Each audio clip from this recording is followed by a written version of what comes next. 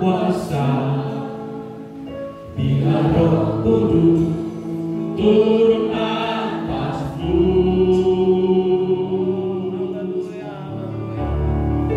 Dan kau menjadi saksiku di dunia hingga ke ujung bumi. Anak iman percaya dengan dalam namanya ada kuasa yang besar. Dalam namanya ada kuasa yang mujizat terjadi. Mujizat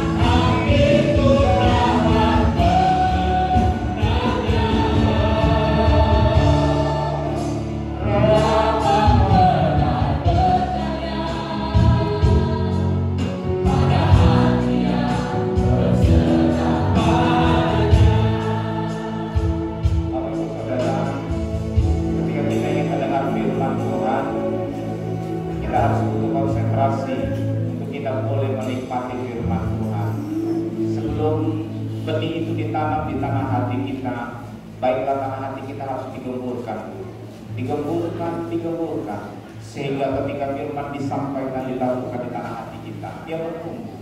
Kedatangan kita tidak sia-sia, duduk diam kita menjadi tidak sia-sia. Kita tidak dibawa angan-angan, tidak dibawa oleh beban masalah, tetapi kita mau dibebaskan, kita mau dilepaskan, kuasa-kuasa kutuk dikalahkan. Nikmati penyembahan, nikmati firman Tuhan, nikmati pujian. Kita tidak lama di tempat ini, hanya butuh 2 jam sampai 2 jam setengah. Tapi 2 jam atau 2 jam setengah itu mari kita pergunakan sungguh-sungguh. Kita menerima kuasa Allah, karena tanpa kuasa Allah kita tidak mampu menghadapi segala rintangan di dunia ini.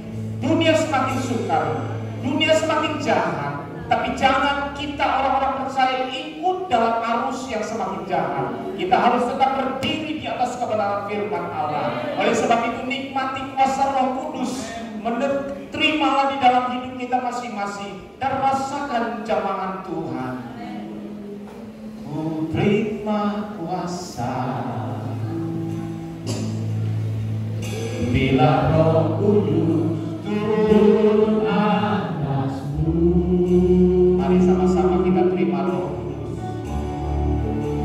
Dan menjadi saksiku di dunia hingga ke ujung bumi. Dengan percaya, dengan percaya dalam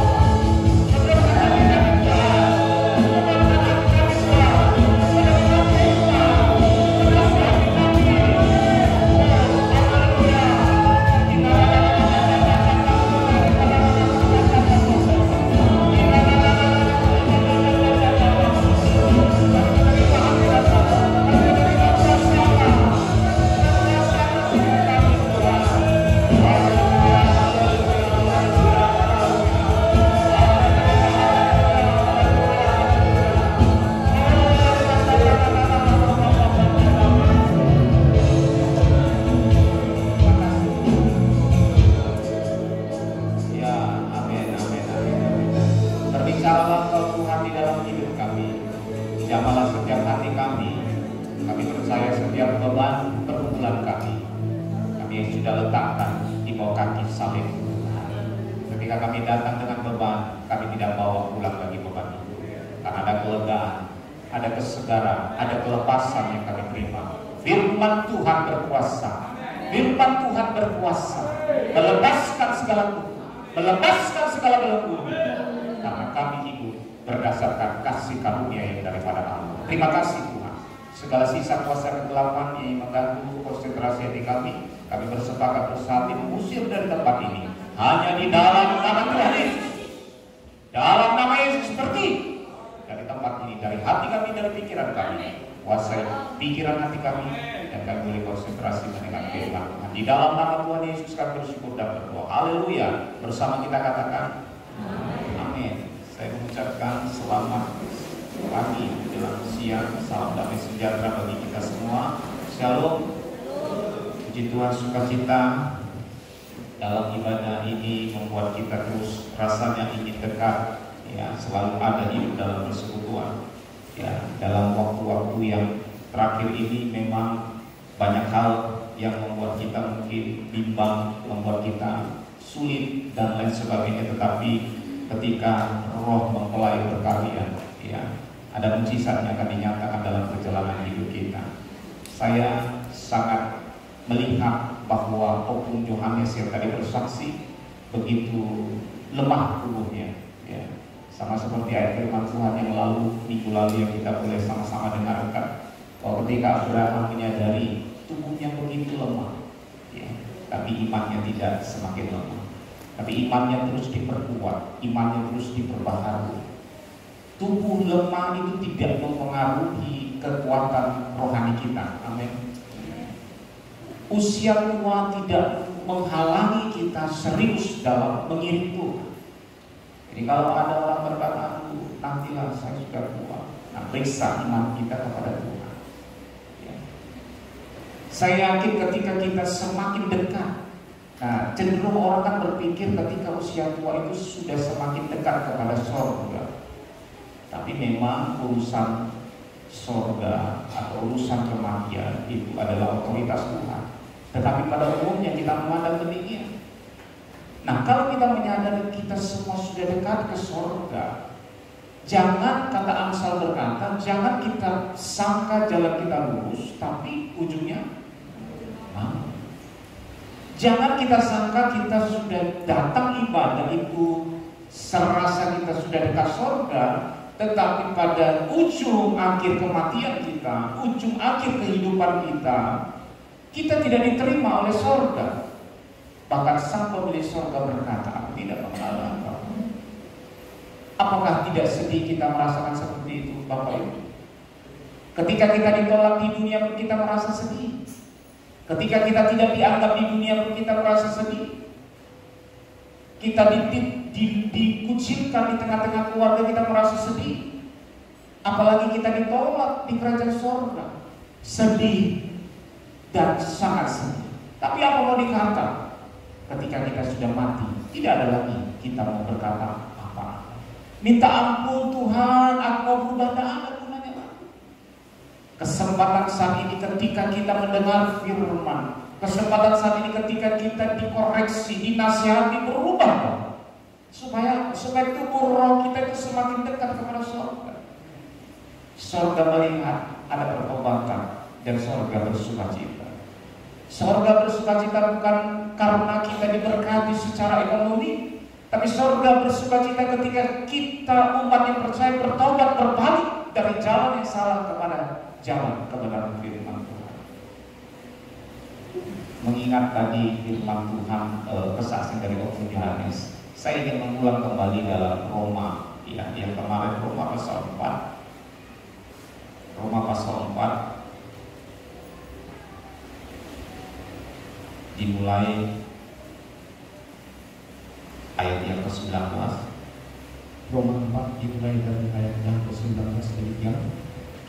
Imannya tidak menjadi lemah walaupun ia mengetahui bahwa tubuhnya sudah sangat lemah. Stop. Perhatikan, imannya tidak menjadi lemah walaupun ia mengetahui bahwa tubuhnya sudah sangat lemah. Bukan hanya lemah, sangat lemah. Ini saya bilang dalam itu seperti kita tidak punya daya, tidak punya kekuatan. Kalau encok-encok dikit belum lemah, tapi sangat lemah karena usianya sudah hampir, ya, kira-kira 100 tahun. Sekarang kita usia-usia 80 itu sudah hebat, ya. Ada juga kemarin saya dengar umur 92, ya, usia itu 92 tahun, puji Tuhan, ya. Tapi memang dalam hidupnya tidak bisa lagi melakukan banyak hal, hanya butuh topangan dari orang-orang sekitar. Dalam 2 Korintus pasal yang keempat, 2 Korintus pasal yang keempat, ayat yang ke-16.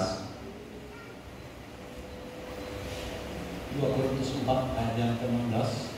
Sebab itu kami tidak tahu hati, tetapi meskipun manusia lahiriah kami semakin merosot, namun manusia batinnya kami dibaharui dari sehari ke sehari. Jika kita menyadari manusia lahir, manusia jasmani kita ini semakin hari semakin merosot, maka kita harus juga menyadari ada yang harus kita perbaharui, yaitu manusia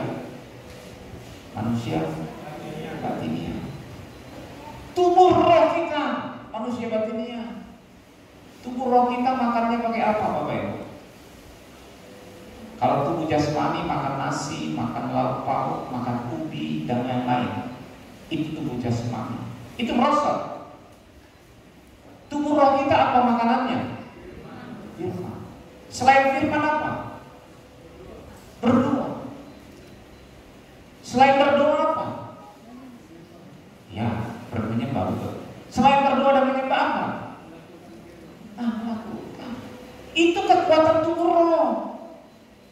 Kita tidak bisa mendengar saja, sama seperti seorang pakar teolog berkata, ada 3 spesifikasi orang percaya. Yang percaya katanya, yang pertama percaya, believing, percaya.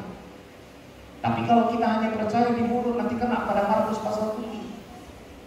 Bangsa ini memuliakan aku dengan bibirnya, tetapi hatinya. Tadi pagi saya diteguhkan kembali oleh firman Tuhan yang disampaikan oleh Tante Kesia kepada remaja. Firman Tuhan itu simpel. Dalam Ulangan 6 ayat yang ke-5. Tidak panjang, 1 ayat. Tetapi saya di situ diteguhkan dalam kata yang dikatakan segenap. Dikaitkan kepada Raja Salomo, yang dahulunya Tuhan berikan hikmat, dahulunya Tuhan berikan pengertian, cakap dalam memutuskan segala perkara. Tetapi ketika dia tidak lagi sepenuh mengikuti Allah yang dia sembah, sama seperti Allah yang disembah ayahnya Daud, maka dia mulai bergeser. Nah, saya memperhatikan dalam 1 Raja-Raja itu bahwa kalau kita tidak sepenuh datang kepada Tuhan, tidak segenap hati datang kepada Tuhan, itu jahat di mata Tuhan. Saya mau katakan dengan tegas, kalau kita datang kepada Tuhan, kalau kita tidak sungguh-sungguh, jahat kita di mata Tuhan. Kalau kita tidak mau dikoreksi, kita akan hanyut dalam api neraka. Ini waktunya kita bergegas, periksalah iman kita. Saya berkata ini supaya mengajak kita semua untuk datang ke tempat ini dengan serius segenap hati. Lupakan semua masalah kita yang di belakang. Datanglah sungguh-sungguh kepada Tuhan. Karena kalau Roh mempelai itu bekerja, ada apa? Mujizat dinyatakannya. Mujizat tidak hanya dinyatakan di gereja, mujizat bisa dinyatakan di tengah-tengah pekerjaan kita, di tengah-tengah rumah tangga kita. Betapa sering kita menunggu nantikan mujizat Tuhan hadir di tengah-tengah. Ketika kita sakit, kita tunggu mujizat Tuhan. Ketika anak-anak kita bermasalah, kita tunggu mujizat Tuhan merubah anak-anak kita. Tetapi kita salah. Kenapa? Karena kita tidak serius, sungguh-sungguh. Sungguh-sungguh bukan ketika kita hanya bernyanyi, ketika kita menyembah, menangis, tidak itu saja. Kelanjutannya ketika kita hidup di luar sana, kita boleh bekerja sama dengan Roh Kudus untuk apa? Untuk menjadi saksi.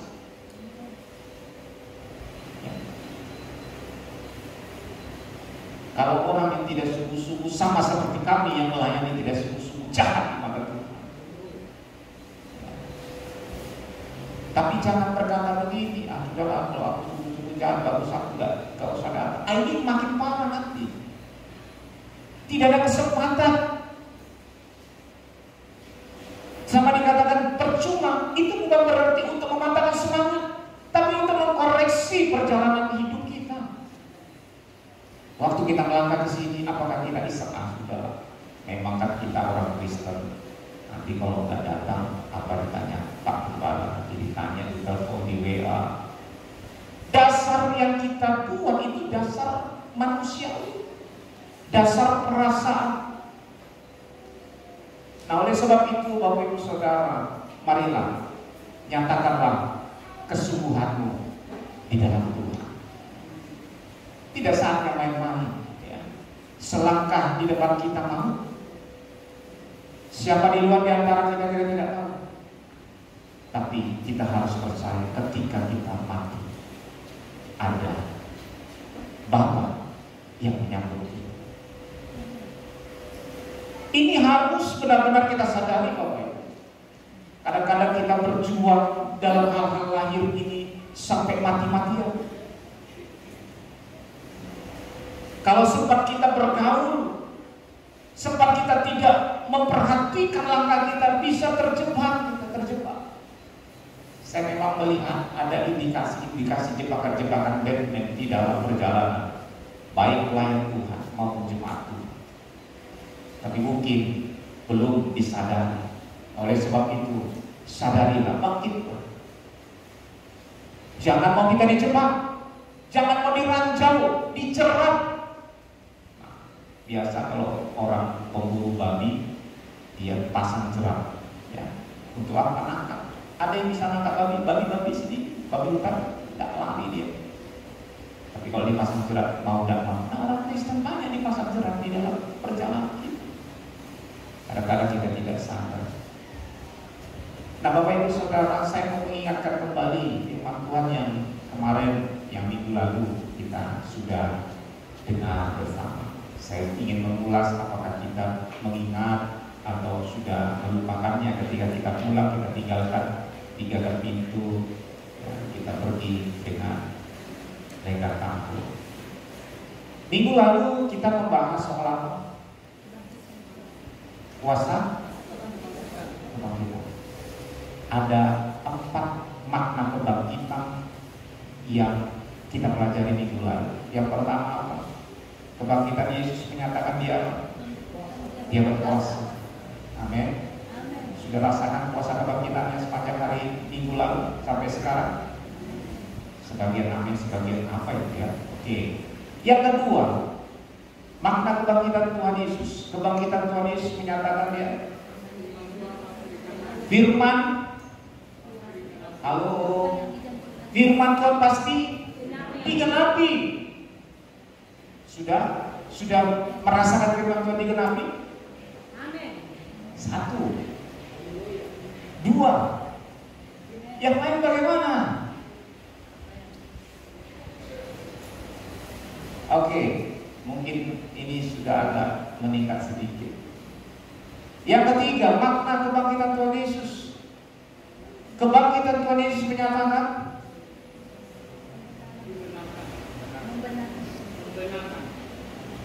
kebangkitan Yesus membuktikan dan menyatakan pembenarannya bagi orang yang percaya kepada Dia.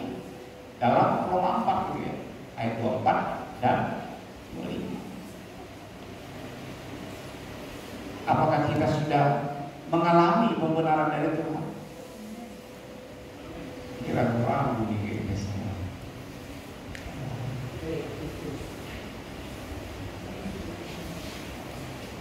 Yang keempat, apa? Yang keempat, kebangkitan Kristus menyatakan Dia hidup, betul? Dan memberi hidup bagi siapa? Dalam Yohanes 11 ayat yang ke-25 berkata apa? Coba buka sebentar, Yohanes 11 ayat 25. Yohanes 11 ayat yang ke-25. Jawab Yesus, "Akulah kebangkitan dan hidup. Barang siapa percaya kepadaku, ia akan hidup walaupun ia sudah mati." Nah, kalau nanti sebentar, bukan sebentar habis ibadah Mas ya, beberapa tahun sebentar lagi kita mati, kalau kita percaya kepada kuasa kebangkitan, kita kan hidup. Nah, ini dia. Harus tegas. Hidup, katakan hidup. Mati, katakan mati. Katakan ya di atas ya, tidak di atas tidak. Selain daripada itu, setan jahat.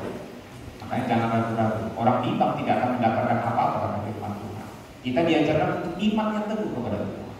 Nah, saya mau membahas sedikit melebar dalam poin yang ketiga, bahwa kebangkitan Yesus itu menyatakan pembenaran bagi orang yang percaya. Nah, coba kita buka dalam Roma pasal yang kelima.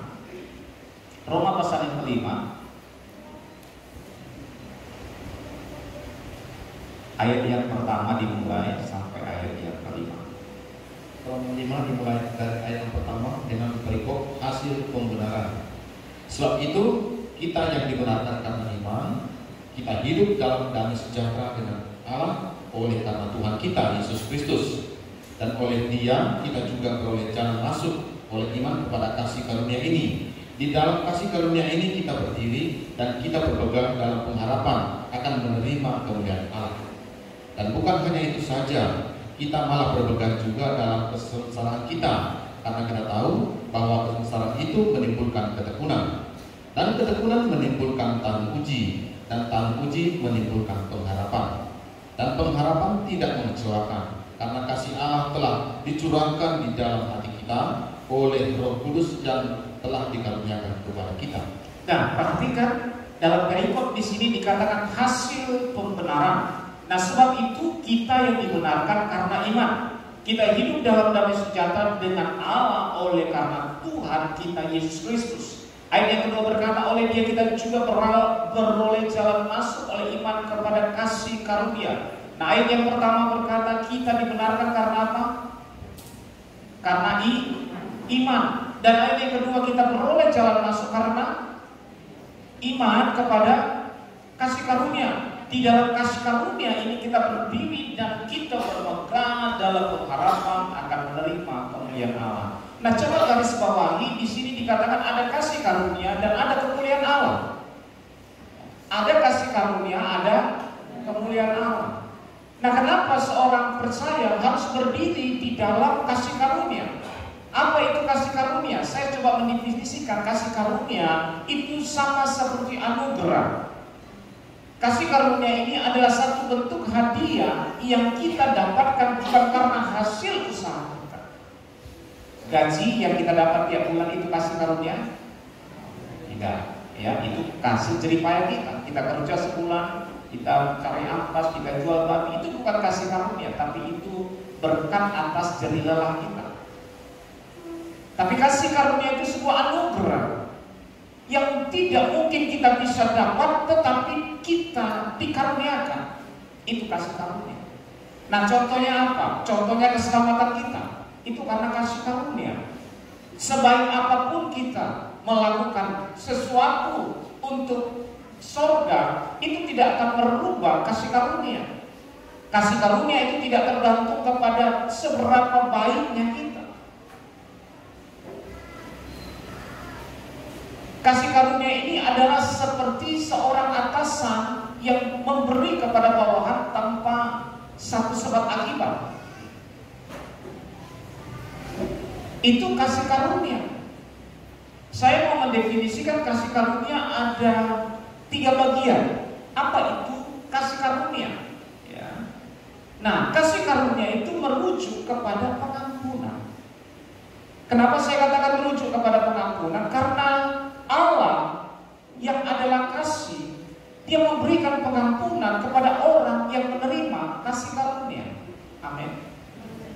Allah memberikan pengampunan itu kepada kita, umat yang dikasihi, atau dengan kata lain kita sebagai objek, kita sebagai yang menerima kasih karunia itu. Di dalam Efesus Efesus pasal yang keempat, Efesus pasal 4 ayat yang ke-32. Efesus 4 ayat yang ke-32 demikian. Tetapi hendaklah kamu ramah seorang terhadap yang lain, penuh kasih mesra dan saling mengampuni, sebagaimana Allah di dalam Kristus telah mengampuni kamu. Nah, penuh kasih mesra dan saling, dan saling. Kalau ada yang salah kepada kita, kita harus mengampuni. Dan kalau kita bersalah, orang yang bersalah kemarin harus juga mengampuni kita. Harus saling mengampuni. Dari kata ini berarti tentulah manusia pasti tidak luput dari kesalahan. Mungkin hari ini saya bisa benar, besok mungkin saya bisa salah dalam perkataan. Ampunilah saya. Dan demikian juga hari ini mungkin ketika saya benar, ada orang yang bersalah dengan saya ampuni mereka. Karena itulah yang dirindukan Yesus, bahwa orang-orang percaya harus hidup dalam kasih mesra dan saling. Apalagi suami dan istri yang hidup satu atap, satu dinding, satu lantai, satu kamar, satu lemari bajunya. Mungkin ada yang 2 lemari. Harus saling. Kalau kita tidak memiliki saling, satu ego atau salah terus katanya kan. Udah kuampuni kau, udah maafkan, tapi berbuat lagi. Hari ini saja sudah dari tadi pagi mau minta maaf, sekarang sore, malam berbuat lagi. Nah, firman Tuhan berkata kita mengampuni satu hari berapa kali? 70 kali. Berapa itu? 400. Baru 3 kali kita sudah seperti kau ini salah terus. Itu yang cenderung sering itu suami istri, anak-anak di satu rumah. Seperti saya dengan bapak ibu bapak, dengan istri, dengan anak-anak. Tiap hari ketemu, tiap hari muncul ini. Tapi kalau nggak saling mengampuni, repot kita. Ya, repot kalau nggak saling mengampuni. Bisa apa dia? Bisa beda. Kita harus saling. Walaupun kadang ada perbedaan, tapi harus saling melengkapi. Nah, sekarang kita konteksnya saling mengampuni. Nah, lihat keringanan kita, suami kita kan, istri kita kan, abang adik kita kan, sudahkah kau ampuni kesalahan dia tadi? Sudahlah ya, karena kita mendatang ke gereja harus ampuni. Tapi besok buat lagi, dia ada maaf bagi gitu ya. Jangan, Yesus saja maha pengampun. Dia tidak pernah memandang. Ketika dia sudah mengampuni, dia sudah lupakan semua kesalahan kita. Itu hebat. Kalau kita bilang, ya aku ampuni kok maaf. Besok, apa bukti yang kita mengingat? Hah? Ketika dia besok melakukan hal yang sama, apa bukti yang kita mengingat? Iya, pasti marah. Artinya kan, kesal ya. Apa buktinya? Kan seperti ini misalnya, istri saya misalnya, ini misalnya, kalau istri saya baik, dia ternolong bagi saya. Contoh, ya, nanti kalau saya contohkan ke lain, saya tersinggung, tapi istri saya tidak pernah tersinggung sama saya. Dia selalu mengasihi saya. Nah, contoh istri saya tidak buat kopi misalnya. Hari ini misalnya, tadi dibuat. Mama kok nggak buat kopi sih? Dia lupa. Sudah selesai ya. Besok, ketika dia nggak buat kopi lagi, sudah berulang kali. Kemarin juga nggak buat kopi, sekarang nggak buat kopi. Di mana letak kita mengingat salah orang? Hah? Kemarin nggak buat kopi, sekarang nggak buat kopi. Nah, ingat, kita kemarin sudah ampuni dia, tapi cenderung ketika kesalahan yang sama berulang, kita masih mungkin yang lalu. Kalau sudah kesal, betul? Apalagi sudah lebih dari 3 kali. Kalau sekali mungkin oke lah, senang kita ya. Lewat dari 3 kali, kesal kita. Kamu udah dari kemarin dibilangin gak bisa-bisa juga. Apa? Kita masih mengingat. Kalau sadarilah itu kita. Nah, kita belajar untuk mengampuni dan melupakan. Amin. Apalagi misalnya jemaat kepada pelayan Tuhan. Pelayan Tuhan kan sedikit. Ada satu kesalahan, misalnya minggu ini, kesalahan si A. Ini misalnya, ya. Minggu lalu, kok ini lagi ditegur? Kok terus berulang-ulang buat kesalahan ini? Nah, itu bukti mestinya kita mengingat hal-hal yang lalu. Nah, kasih karunia, kalau kita berkata kita hidup di dalam kasih karunia, mengajarkan kita untuk mengampuni dan melupakan. Kenapa? Karena Kristus telah mengampuni. Prinsip pengampunan yang Kristus berikan, dia tidak mengingatkan segala kesalahan kita lagi. Ketika kita datang dengan hati yang tulus, terbuka kepada Tuhan, Tuhan ampunilah. Sama seperti dalam 1 Tawarik 7 ini. Coba buka 1 Tawarik 7 ayat 14. 1 Tawarik 7. Oh, 2 Tawarik. Ya, 2 Tawarik. Ya. 2 Tawarik 7 ayat yang ke-14. Dan umatku yang atasnya namaku disebut merendahkan diri, berdoa dan mencari wajahku, lalu berbalik dari jalan-jalannya yang jahat, maka aku akan mendengar dari surga dan mengampuni dosa mereka serta memulihkan mereka. Nah, kalau kita dengan rendah hati berdoa, mencari wajah Tuhan, lalu bukan hanya minta ampun, Bapak Ibu, saudaraku, minta ampun gampang, minta maaf itu gampang, betul? Maafin aku, Papa, Mama, aku gak berbuat lagi. Itu mulut, besok dia ulangi lagi. Kalau minta ampun yang benar, yang Tuhan inginkan harus berbalik dari jalan-jalan yang jahat. Amin. Apa jalan kita yang jahat? Tinggalkan, kembali ke jalan yang benar. Marah-marah itu jahat? Jahat. Merokok itu jahat? Jahat yang nggak merokok, yang merokok diam-diam. Mencuri, oh itu pasti ya, mencuri, oh jahat itu jahat. Karena kita tidak mencuri. Pembohong, bagi yang tidak bohong. Tapi bagi yang suka bohong, bohong itu lah, bohong demi kebaikan. Saya pernah dengar begitu, ada seseorang berkata, gimana ya? Kita kan berbohong demi kebaikan, untuk menyelamatkan dia. Iya, tapi namanya bohong tidak ada yang baik. Mungkin menurut pandangan kita baik. Contohnya dalam penagih, ya kan?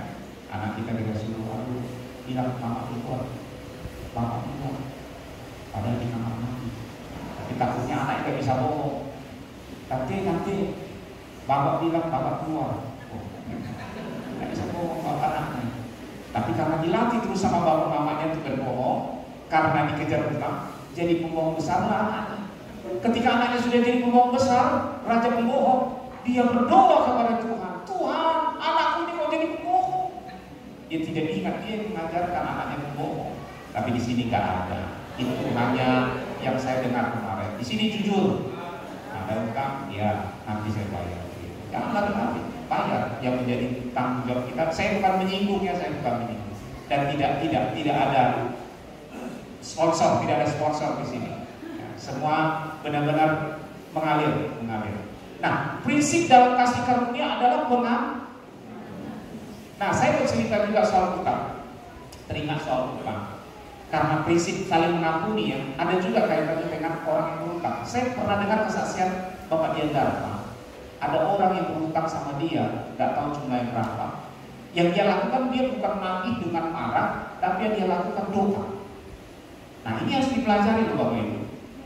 Saya pelajari, saya praktekkan. Ketika ada orang berutang sama saya berdoa. Pernah ditagih memang, uangnya nggak besar, tapi bagi saya juga besar. Tagih, alasannya ini, alasannya itu, aduh kesal juga kan. Tapi ketika teringat kembali kesaksian itu harus kita doa. Prinsip pengakuan, doakan. Tahu berapa lama dia bayar? Hampir 2 tahun. Bapak dia kemarin berapa lama? Setahun. Mau ada 6 tahun. Tapi tadi atau semalam itu kan PTC buat bagi mudah-mudahan ada waktunya rugi. Nah, ini prinsip-prinsip ini kita harus sadari loh Bapak Ibu. Bukan selalu kita untung di dunia ini. Memang kita mau untung, semua jualan pasti mau untung. Tapi kadang-kadang yang datang rugi. Kalau kita jual tomat, kita mau untung jual dari 2.000 jual 3.000 untung 1.000. Namanya busuk tomatnya, terbuang, rugi kita 2.000, aja untung 1.000. Nah itulah artinya kisah-kisah nyata. Realita kehidupan, kadang-kadang kita mau untung tapi rugi. Kadang-kadang kita mau sukacita tapi kadang-kadang sedih yang datang. Inilah waktu yang Tuhan atur. Tetapi dalam prinsip kasih karunia yang kita pelajari adalah bagaimana hidup harus saling mengampuni. Siapa yang bersalah kepada kita, ampunilah dia. Gak lebih besar salah mereka daripada salah kita kepada Tuhan. Gak lebih besar. Ampunilah siapapun itu, ya, baik orang dekat maupun orang jauh, ampuni saja. Gak rugi kita mengampuni. Justru kita yang diberkati Tuhan. Ya. Itu prinsip dari kasih karunia. Nah, prinsip kasih karunia yang kedua adalah kasih karunia juga merujuk kepada penderitaan. Nah, saya suka bicara penderitaan karena memang harus ada demikian. Pemikiran kita harus dipersenjatai dengan penderitaan. Nah, kasih karunia itu berbicara tentang penderitaan. Coba kita buka dalam Ibrani 2 ayat 9. Bagaimana Yesus juga sudah memberikan teladan bahwa dia mendapat kasih karunia dari Allah, yaitu mengalami maut.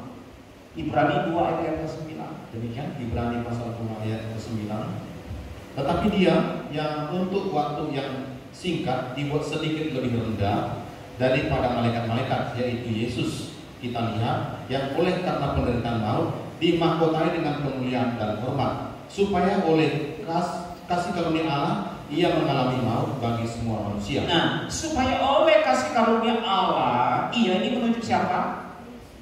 Ia menuju siapa? Yesus mengalami maut bagi semua manusia. Berarti Yesus pun mendapat kasih karunia dari Allah, yaitu penderitaan, bahkan mati sampai di kayu salib. Kasih karunia-Nya itu mengalami dia harus direndahkan lebih sedikit dari malaikat-malaikat. Yang harusnya malaikat itu sebagai hamba yang melayani Allah, tetapi dia rendah lebih dari sedikit daripada malaikat. Untuk apa? Menerima kasih karunia yang Tuhan berikan, yang Allah berikan kepada Yesus. Nah, demikian orang yang mengikuti Yesus harus meneladani Yesus. Dalam hal apa? Dalam hal kita menderita bukan karena dosa, tapi menderita karena kebenaran. Mari kita buka 1 Petrus 2 ayat ke-18 sampai 19. 1 Petrus 2 ayat 18 dan 19 demikian dengan berikut penderitaan Kristus sebagai teladan. Hai kamu hamba-hamba, tunduklah dengan penuh ketakutan kepada Tuhanmu, bukan saja kepada yang baik dan ramah, tetapi juga kepada yang bengis. Sebab adalah kasih karunia jika seorang karena sadar akan kehendak Allah menanggung penderitaan yang tidak harus ia tanggung. Nah, berarti kita harus menderita karena bukan salah kita. Itu merupakan kasih, itu pemberian Allah. Duka cita karena penderitaan itu menghasilkan pertobatan, Bapak Ibu. Kenapa kita harus diajarkan untuk menderita? Karena Yesus datang ke dunia, dia menderita. Waktu dia sebelum masuk dalam dunia pelayanan, dia masuk dalam dunia pencobaan. 40 hari, 40 malam dia dicoba. Dia berpuasa dan 3 kali dia dicoba. Roh Kudus menuntun Yesus bukan ke suatu lahan basah. Roh Kudus menuntun Yesus bukan kepada rumput yang hijau. Roh Kudus menuntun Yesus dalam Matius 4 itu ke padang gurun. Untuk apa? Halo? Coba buka Matius 4 supaya gak diam-diam. Matius 4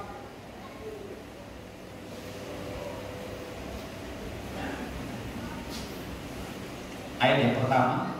Matius 4 ayat yang pertama dengan berikut pencobaan di padang gurun. Maka Yesus dibawa oleh Roh ke padang gurun untuk dicobai iblis. Nah, Roh Kudus membawa Yesus ke padang gurun untuk diapa? Jadi kalau kita hidup hidup dalam berbagai pencobaan, kita jangan bersungut-sungut. Kalau kita hidup dalam berbagai derita demi derita, tapi ingat, bukan karena salah kita, bukan karena dosa pelanggaran kita menderita, tapi akibat kita mengikuti Tuhan, akibat mengikuti kebenaran, kita harus menderita. Itulah kasih karunia. Kasih karunia bukan kita harus hidup dalam berkelimpahan mewah. Apakah orang berkelimpahan dengan mewah salah? Tidak. Kalau kita diberkati Tuhan tidak salah. Tapi jangan condongkan hati kita kepada berkat yang Tuhan berikan. Karena itu hanya fasilitas di dunia.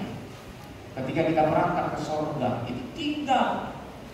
Semua tinggal. Seberapa banyak emas kita tidak mungkin bawa, dan yang hidup mungkin tidak akan membiarkan itu masuk ke dalam yang kubur.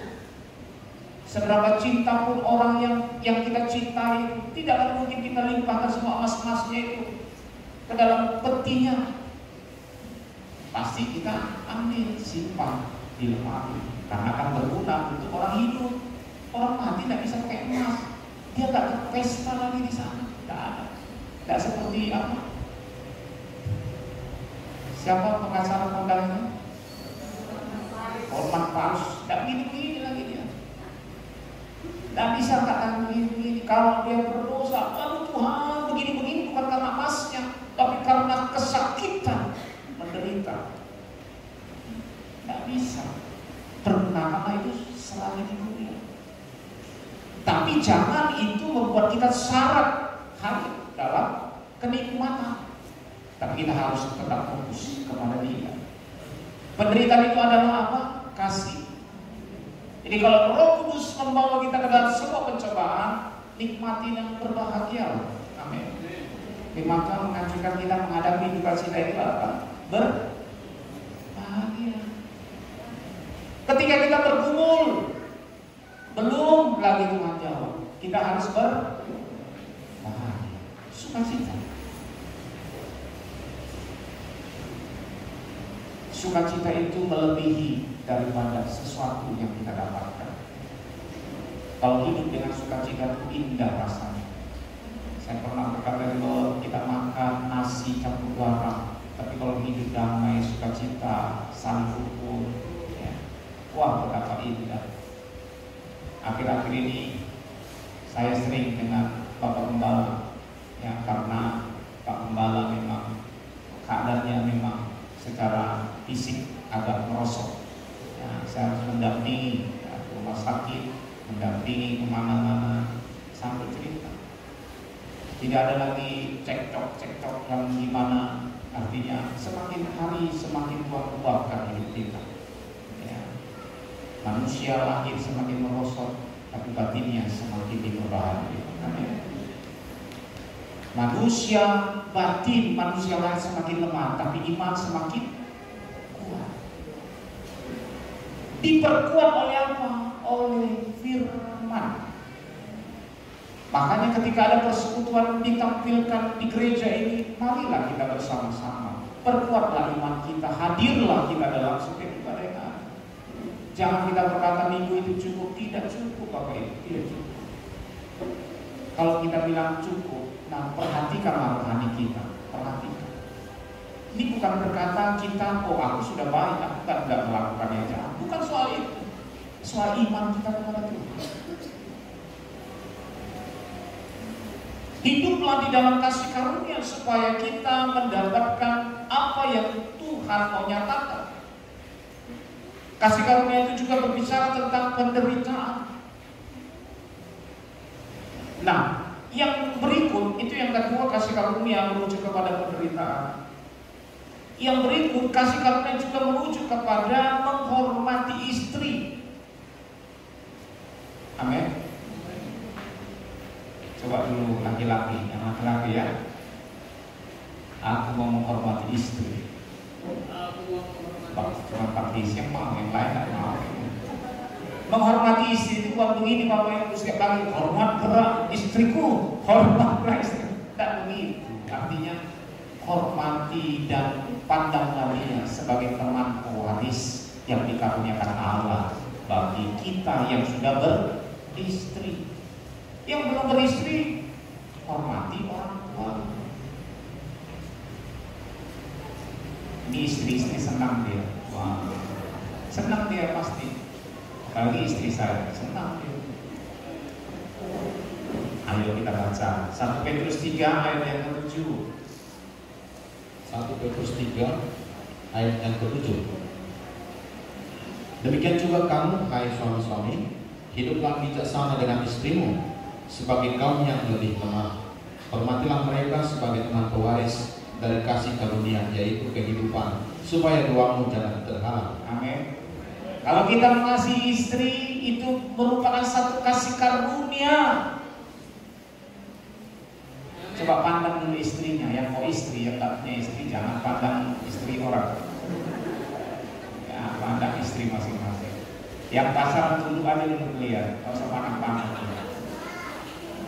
Lihat betapa indahnya kalau hidup rukun di dalam rumah tangga. Kita laki-laki cuma satu ayat loh Bapak Ibu. Laki-laki cuma satu ayat. Yang selebihnya itu perempuan dihajarnya dari ayat 1 sampai 6. Mau lihat di ayat 1. Coba buka ayat 1. 1 Petrus 3 ayat yang pertama, hidup bersama suami istri. Demikian juga kamu, hai istri-istri, tunduklah kepada suamimu, supaya jika ada di antara mereka yang tidak takut kepada firman, mereka juga tanpa perkataan dimenangkan oleh kelakuan istrinya. Nah, cukup ayat 1 saja. Nanti istri-istri baca aja sampai ayat yang ke-6 ya. Nanti terlalu kayaknya nggak berimbang ya. Satu-satu. Nah, istri dituntut untuk apa? Tunduk. Suami dituntut apa? Menghormati. Kalau dia sudah bercerai, hormati, hargai apa yang dia berikan kepadamu. Contohnya masakannya kurang enak tuh, nikmati, ucapkan syukur.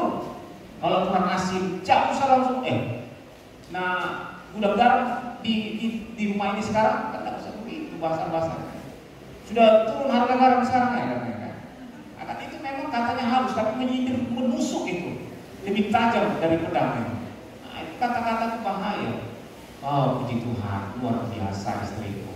Walaupun sih, luar biasa. Walaupun kasih nanti kan luar biasa, tapi bisikan nanti dalam tidur, Mama, sepertinya tadi pagi agak asik. Nanti Papa kan cepat sakit kalau sering kasih. Kasih kata-kata itu, tapi sebelum tidur, jangan pas di meja makan kita hajar terus, hilang selera makan istri kita nanti. Kita lahap makan istri. Tuhan merasa bersalah. Nah, itu artinya kita harus menjaga, melatih hidup dalam kerukunan. Ada bagian istri, ada bagian suami. Jangan suami nuntut bagian istri, istri nuntut bagian suami. Nah, dia si malakama dia bentrok terus dia.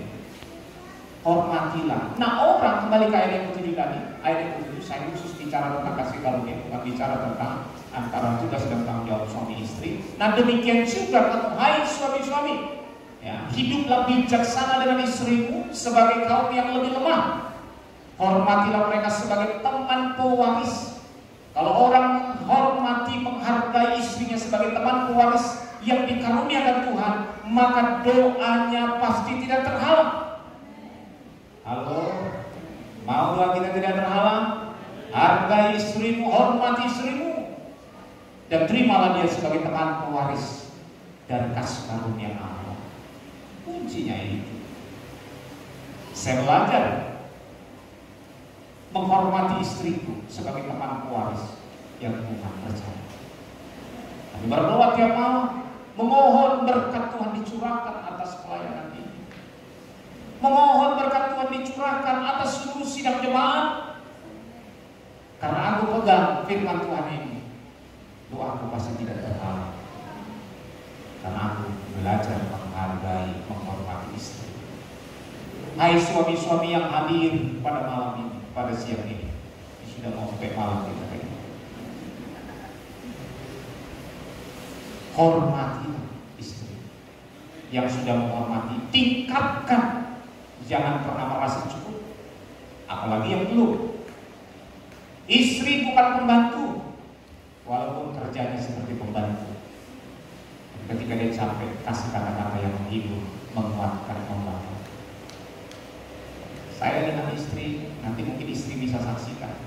Saya kasih sikit-sikit saja. Ketika dia sudah cantik, aduh luar biasa, istriku semakin cantik. Saya walaupun dia dengan keringat, bajunya basah-basah, nggak cuci piring, bukan harus bermakeup, tidak cantik. Waktu dia timur di alami yang natural saja. Natural. Karena saya suka istri yang natural. Bukan hanya dari wajah, tapi sikap hati yang natural. Tidak lain di depan, tidak lain di belakang. Amin. Kalau orang sudah dipenuhi Kristus, Roh mempelai sudah menguasai kita, natural kita. Ketika kita belajar mengasihi, kita belajar mengasihi. Bukan belajar mengasihi di depan, di belakang kita tutupi orang muda. Itulah orang hidup dalam kasih karunia. Mengerti ya? Kasih karunia itu kita harus hormat. Halo suami. Masih ada suami-suami atau istri-istri aja di sini. Suami ada nih, saya lihat. Saya suami, bapak pembala suami, pembaca suami, pelayan tinggal satu yang kedua itu suami. Selain 2, 3. Pak Jasmin kan sudah suami. Iya, yang belum suami 2, yang sudah suami 3. Kita suami. Kalau kita mau hidup dalam kasih karunia, kita harus hidup dalam menghormati istri. Amin. Tapi jangan begitu ya, jangan hormat tiap pagi ya. Tadi semalam kita dengar hormat ya, capek mamanya, kok ini katanya hormat, tapi kasih kurang, cuma begini-begini katanya kan. Tapi terus kau marah ya bu katanya. Artinya hiduplah dalam kasih karunia. Ya, itu haruslah kita terus perjuangkan. Jadi apa tadi? Hidup dalam kasih karunia yang pertama, bagian pertama. Orang yang hidup dalam kasih karunia hidup dalam, ingat, siapa yang menyakiti hatimu ampuni sekarang. Kalau ada orang yang di sini datang kepadanya, aku mengampuni engkau. Salahkah begitu? Tidak salah. Karena orang yang memberi itu tangannya di atas. Orang yang memberi, kata Kisah Rasul 20 ayat 35 apa? Memberi bukan hanya uang kita beri, tapi berilah pengampunan bagi orang yang menyakitimu. Nikmatilah pengampunan daripada Tuhan lewat kita memberi pengampunan kepada orang yang bersalah. Itu baru kita berdiri di dalam kasih karunia. Ini baru bahas kasih karunia. Belum kita bahas kemuliaan tadi di ayat yang kedua dalam Roma pasal 5. Tapi baiklah kasih karunia ini menerima dalam hati kita, dalam hidup kita, supaya kita jangan menyangka kita hidup di dalam kasih karunia, tetapi kita tidak taat kepada apa yang dikatakan kasih karunia itu. Nah, yang pertama kita hidup dalam pengampunan. Yang kedua, kasih karunia itu mengajarkan kita kepada apa? Penderitaan bukan karena salah, penderitaan karena kebenaran. Penderitaan bukan harus kita tanggung, tetapi kita tanggung. Mungkin ada sebagian kita yang bukan salah kita dipersalahkan, no problem. Walaupun kita benar dipersalahkan, itu no problem. Jangan kita langsung mau membenarkan diri, tapi biarlah waktu yang menentukan. Waktu itu adalah alat ukur yang pasti, Bapak Ibu. Boleh saja sekarang engkau melihat keadaanmu sekarang seperti ini, seperti tidak ada apa-apanya. Tetapi kalau engkau sungguh-sungguh berpaut kepada Tuhan, sungguh-sungguh berpegang kepada firman Tuhan, lihatlah 5 tahun, 10 tahun bagaimana Tuhan membawa engkau, Tuhan mengangkat engkau. Sama seperti dalam Ulangan 28 ayat 13 berkata, Tuhan akan mengangkat kita semakin tinggi, semakin tinggi. Engkau akan menjadi kepala dan bukan menjadi ekor. Kalau Tuhan mengangkat, tidak ada yang akan menurunkan. Kalau Tuhan yang membuka, tidak ada yang bisa menutup. Tangan Tuhan berkuasa. Karena firman Tuhan berkata, apa yang kita ikat di bumi akan terikat di sorga. Apa yang kita lepaskan di bumi akan terlepas di sorga. Terimalah semua kasih yang daripada Tuhan dengan kita hidup dalam kasih karunia Tuhan yang mengajarkan kita kepada penderitaan, bukan karena dosa, bukan karena apa yang harus kita tanggung, tetapi karena benar-benar kasih kita kepada Tuhan. Karena Tuhan terlebih dahulu dalam Ibrani 2:9 tadi sudah menunjukkan bahwa Dia menerima kasih karunia-Nya karena kasih-Nya kepada kita. Terimalah kasih karunia yang didasari kasih kita kepada Kristus sebagai mempelai pria surga kita. Yang ketiga, kasih karunia mengajarkan kita kepada, halo, ini laki-laki saja, istri tidak usah kuat-kuat suaranya, tidak usah pelan-pelan didekatkan ke suaminya, oh mati istri gitu. Ayo laki-laki, para suami, bapak-bapak, kasih karunia yang ketiga mengajarkan kita tentang apa?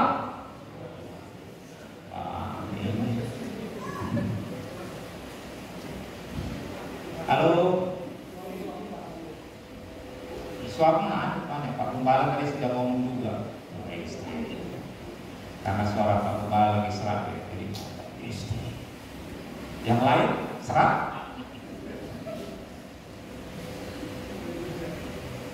Satu kali lagi saya mau ajak kita. Habis ini kita langsung berdoa, harus berdoa kita.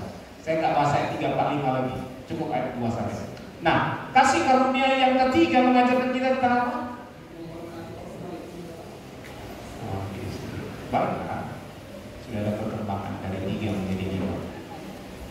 Biarlah firman Tuhan ini bukan hanya kita mengerti dalam arti pengetahuan saja, tapi harus ada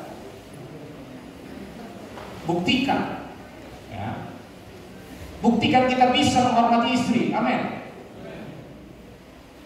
Coba sama-sama katakan dengan saya, aku bisa. Laki-laki aja ya, laki-laki aja ya. Aku bisa. Gak ada tangannya, kepala tangannya itu yang mulia. Aku bisa. Nah ini di depan aja, di belakang gak apa-apa ya. Orang tua memang agak susah dia, lemah memang tangan dia. Kita maklumi itu. Tapi yang muda-muda masih termasuk ya anak muda yang paling depan, ya, masih kuat. Baik, biarlah firman Tuhan bisa memberi pengertian bagi kita, dan biarlah kita hidup dalam kasih karunia daripada Allah. Oleh sebab itu, dalam penyembahan sebentar, nikmatilah hadirat Allah dalam kasih karunia yang memberikan, renungkan firman Tuhan yang memberikan pengertian bagi kita, dan jangan lupa di hari Kamis nanti obrolkanlah tentang ini. Ya, 3 hari ini simpel kok ya. Kasih karunia itu membawa kita kepada saling mengampuni, dan bagaimana hidup kita mengampuni dalam hari Senin, Rabu, Selasa, Rabu, Kamis. Ceritakan di hari Kamis. Bagaimana kita menderita, apa derita kita karena kebenaran, cerita. Tapi kalau karena kita mencuri jangan diceritakan di sini. Ya, karena itu harusnya. Yang ketiga yang ketiga kasih karunia karena harus menghormati istri. Nah, suami-suami yang bicara, ketiga bagaimana? Nanti istri-istri bicara, suamiku sudah mulai menghormati aku. Nah, ceritanya istri ke istri ya, jangan istri orang ke suami orang, nanti bisa berantem ya. Ya, oke, mari kita makin berdiri, kita menyembah Tuhan. Ya.